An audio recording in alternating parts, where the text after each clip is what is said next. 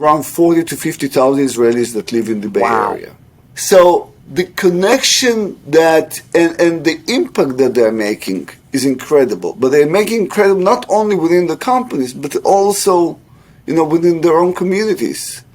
And when you meet people in the Silicon Valley, and you say Israel, everybody says, yes, I know.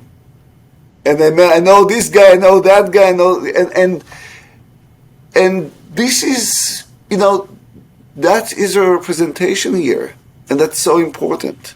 Welcome to 20-Minute Leaders. Just sit back, relax, and learn from the leaders of today. It's a journey. Each one is different, unique, inspiring. Let's get started. This episode is powered by J Ventures, a community-driven VC fund in Silicon Valley, in partnership with Lomitech, and sponsored by Homeward Ventures, Hippo Insurance, Upwest, Hillel at Stanford, Leap, and Birthright Excel. Welcome to 20-Minute Leaders. How does tech and diplomacy meet? Well, we're about to find out. Meet Shlomi Kofman, the Consul General of Israel to the Pacific Northwest. Consul General of Israel to the Pacific Northwest, Mr. Shlomi Kofman is a 25 years career diplomat with vast experience in diplomacy, tech relations, and public policy. Prior to his posting in San Francisco, Consul General Kofman served as policy advisor to the Deputy Foreign Ministers, as Israel's Deputy Consul General in New York City, Chief of Staff to Ambassadors in Washington D.C., Deputy Ambassador in Thailand, and Deputy Consul General in Shanghai. Shlomi Kofman, welcome to 20-Minute Leaders all the way from California. How are you? Great, Michael. It's so great to be with you. Thank you for finding the time to chat with me and to tell my story. The pleasure is all mine, Shlomi. You've had such an incredible history, in foreign affairs and diplomacy.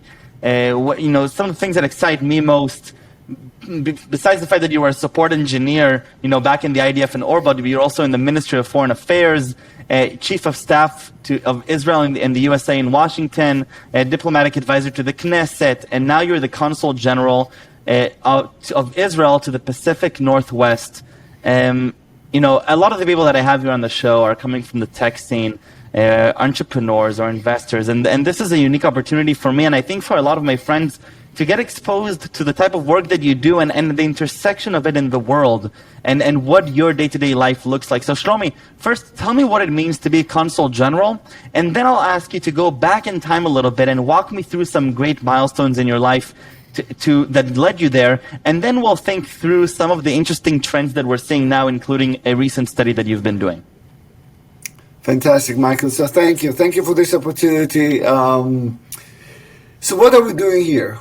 What does it mean to be a Consul General? Consul General means to tell Israel's story, and to be there to represent the state of Israel, to build bridges to the state of Israel, and it's a work which it's 24 hours, 24/7 work, and it's a work that comes with a huge mission and a huge belief in what we stand for and Israel's values and what Israel represents and Israel's story and the story of the people of Israel. So for me, it's a mission it's a never-ending story. The job is never done because there's always so much to do. And we cover 5 states, almost five and a half states, Northern California and 5 other states. And it's to be here an ambassador for Israel, just to open doors for people here to explain, to tell the story. And it's it's my greatest passion. Amazing. And so what does that tangibly mean on the ground? Give me some examples of how telling the story actually takes place across these 5 states.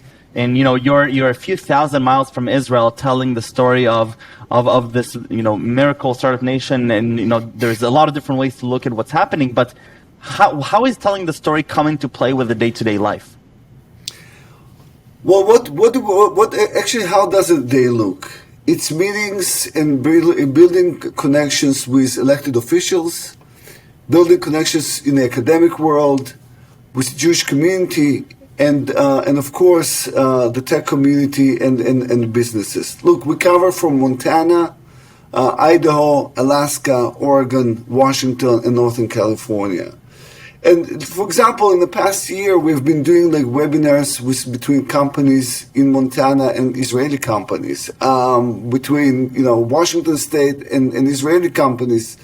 So promoting, building these bridges, communicating, introducing. On other days I have meetings with members of Congress or with people from the Jewish community.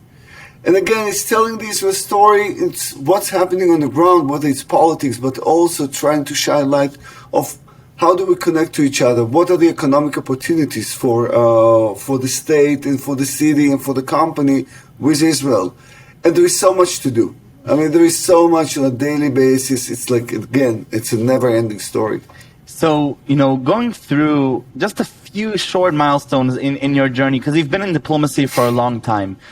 What does this role mean to you, having seen a lot and experienced a lot? Was this a goal to be the Consul General of the area that you're in, or did you imagine some different path? What is this for you? Well, when you embark on a diplomatic work journey, you usually it's not a career, it's a lifestyle. You understand that you're going to travel the world. You move yourself and your family from a place to place, and in different places, it's I would say the character. The work varies, but the mission stays the same. And when you start your career, is basically usually the goal is to become a head of mission, whether ambassador or consul general. And the consul general is an ambassador in a certain area. That in a big state usually, like we cover here again, 5.5 states. I have other colleagues who are in other places. And when you're coming to, after years in a foreign ministry, when you're ready to become a head of mission, you can choose between whether you want to be an ambassador to Vietnam or you want to be a consul general in San Francisco or consul general in Miami. So. And you present your candidacy. You hope that the committee will choose your first priority, but then you may get the third priority. And then, for me, San Francisco was the first priority, and I was lucky enough to get it. So that's why I'm here. Amazing. Tell me a little bit about your current work, and some of the things that you've learned, having now been a consul general for some time. So I landed here after 7 years of working in other missions in the United States, in New York and Washington, and previously working in Asia. And I think like after so many years of working in these different areas, I came here with a deeper understanding. First of all, how the area looks, what's the important things, and for Israel, this area is crucial as much, and Israel is very important for this area as well. We're talking about an area that is very much connected in tech, right, in academic work, and in the Jewish community in the philanthropic work. So although there are politically sometimes challenges that arise here, but at the same time, the deep ties between this area, the Silicon Valley and California, to Israel are incredible. And we are currently working on, together with Bay Area Council, on a study that will tell the story, that will tell California and Silicon Valley story with Israel. It's a love story. It's a story of entrepreneurship, a story of innovation. It's a story that exploration. It's a story of moving forward and making the world a better place. It's not just for the good of Israel or Silicon Valley, but for the global good. And when you have companies who their major R&D centers are in Israel, and then their devices or their software is basically spreading around the world, that's the connection. Right. Tell me, how does that love story impact, the demographics we're seeing or the relationship we're seeing, whether it be for Israelis in California or the areas that you're mentioning, or whether it be, financially, or maybe the perspective of others on Israel? What have you been observing?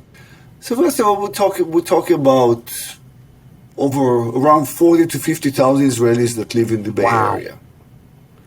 And we're talking about, and most of them are intact. 40 or 50,000. We also, as I mentioned, and you take Seattle, for example, and in Bellevue area, you have around 10,000 Wow. Israelis.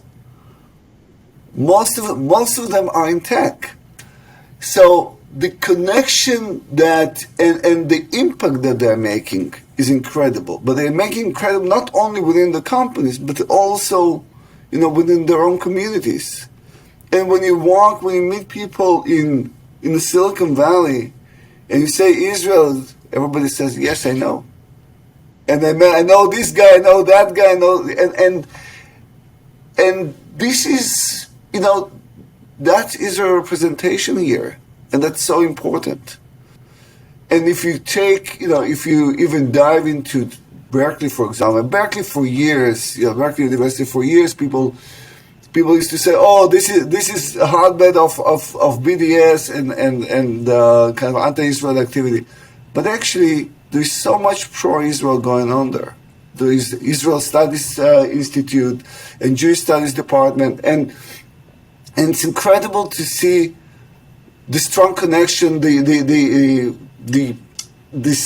students that are coming to study Israel studies, but also so many scholars who are coming to Berkeley.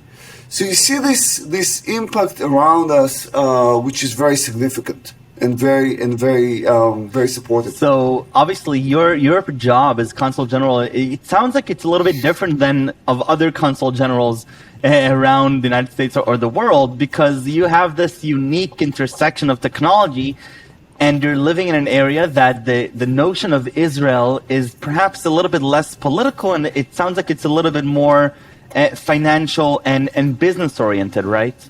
Yeah. It is financial, it is business oriented, it is tech oriented, and we see this incredible flow of companies going on, and more companies coming to the Bay Area, and more companies are interested in Israel. So we definitely see that. And even if you talk politically, also the political connection is very strong. You have a very strong congressional delegation here, which is supportive of Israel, and even Speaker Pelosi, who is representing San Francisco, and she's been a credible friend of Israel for decades. So this area definitely has very, very strong ties. You talk about philanthropists who are making the connection even stronger through different circles. So very, very strong. And per your point about other consul generals, I think like different area in the States has different Right. characteristics, and they support, and the supportive, let's say, elements are different than here. Whether it's Los Angeles, whether Florida, whether Atlanta, so we're talking a bit different character of, different local character, but still lots of support. So Shlomi, Okay. when I left Israel to come to university, I came as an Israeli, and I knew that I'm Israeli, but given that we have 40, 50,000 Israelis in California, and obviously the startup nation is a big part of the Israeli story, what are some perhaps non-trivial or hidden responsibilities that that we should be taking into account as we are going abroad and we're doing a lot of this work that at the end does impact Israel in some capacity? So it's 40, 50,000 Israelis not in California. These are 40 to 50,000 Israelis in Silicon Valley. But if you count Southern California and Los Angeles, so it's the numbers are much higher. It's significantly higher. But look, Israelis are very special people, and I'm saying it not because I'm Israeli, but I think we're living here in the States, living in Asia. We come with a lot of innovative spirit. Sometimes cutting corners, making things faster. Not always it works everywhere, but I think the beauty of Israelis is in their nature and what they're bringing to the table. It takes time to adopt, but I think Israel is not just, and Israelis California are not just, the brand name is not just fauda, but it's also a lot of tech and innovation and being a magnet. Look, you go from the top guys in the tech world and members of Congress and other people, and there is so much appreciation to Israel, so much appreciation to what Israel has achieved. To what Israel is striving. I had members of Congress that are talking to me about development of the Negev and how would you do that, and or water. A lot of things to be proud of. Incredible. And with every nation has its advantages and it has its disadvantages, and we have both too. Right. So, but our advantages are, I think, amazing. And I think what's really interesting is we're looking at the story of the Jewish people, and we often are telling it as a story of thousands of years old, right? And yet we're looking at the story of the startup nation. That's really a story of 30, 40 years, depending how far back you look at the kibbutz and the entrepreneurs that build the irrigation systems. But really the startup nation and today the scale-up nation, which is really 2-3 years old, we're looking at trends moving very quickly. The story of Israel is changing before our eyes and is being told to the world in different lenses, which is also obviously helping a lot. What trend are you forecasting? If we look 5-10 years down the line, perhaps in your area or other areas, what are we seeing as Israel a part of the big world? Well, I think there is a growing integration process for Israel in the world, but it starts in our region, and the Abraham Accords that we saw, and kind of the new bridges and this new relationship with the Gulf states are definitely is a trend, and I'm sure this trend will continue with the new government's trend that will support and help Israel to integrate better. It will support the stabilizing forces in the Middle East, and it will support better economy. And we already see what the exchanges between the Gulf states and Israel, and that's this connection, the business connection, the tourism between countries, will just stabilize and help to integrate better in the world. Now, with the Abraham Accords and what came with that. The routes to Asia, the time cutting of the routes to Asia will also be a significant contribution. We have a direct flights today to Latin America, which we didn't have for decades. And Israel and Israeli companies, Israeli innovation is a brand name. And it's not just a brand name that, just a kind of a marketing brand.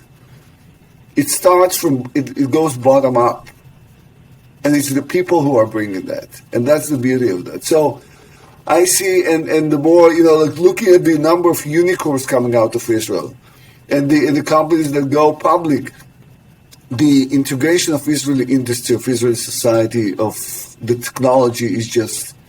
At the moment, she's just positive and on the right track. Incredible. And Shlomi, this is an opportunity for me to personally thank you for all the amazing work that you're doing, both, as Consul General right now, but with a variety of incredible positions that you've held. And I can only imagine the experiences and the stories that you've accumulated from all these experiences that we just cannot share in, 20 short minutes, but I'm sure that your perspective on what's happening here is an incredible one, and thank you for taking the time to share this with me, and I'm excited to share this with the world. But I do have 3 short questions, not about Israel, but more about Shlomi, and I want to take you back to your childhood and ask you what fascinated you as a kid. Was it always diplomacy and international relations and foreign policy?